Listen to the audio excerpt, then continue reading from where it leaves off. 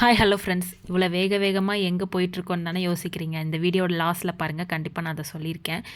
இவளுக்கு வந்து பர்த்டே வருது நெக்ஸ்ட் மந்த்து. ஸோ அதுக்கு தான் ஷாப்பிங் தான் கிளம்பிட்டுருக்கோம். எங்கே போய் ஷாப்பிங் பண்ணுறோம் அப்படின்னு வீடியோட லாஸ்ட்டில் போட்டிருக்கேன், கண்டிப்பாக பாருங்கள்.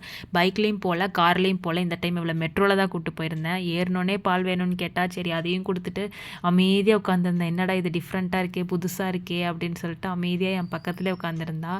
சரி ஸ்டேஷன் வந்து இறங்கினோடனே அவள் பாட்டில் நடக்க ஆரம்பிச்சிட்டான். ஃப்ரீயாக தான் இருந்தது கொஞ்சம். ஸோ அவளை நான் தனியாகவே விட்டுட்டேன், நீ நட அப்படின்னு சொல்லிட்டு. அவளும் எங்கள் கூட நடந்து வந்துட்டு இருந்தா அழகா. எங்கேயுமே ஓடலை செய்யலை, இல்லை எங்கள் பின்னாடியே வந்துட்டு இருந்தா. அட்லாஸ்ட் ஷாப்பிங்லாம் முடிச்சுட்டு நாங்கள் திரும்ப ரிட்டன் மெட்ரோ ஏறிட்டோம். எங்கே ஷாப்பிங் பண்ணோம் அப்படின்னா வந்து சவுகார்பேட் தான் போயிருந்தோம். எப்பயுமே சரவணா ஸ்டோர்ஸ், போத்தீஸ் அப்படின்னு போய் போர் அடிச்சிருச்சு.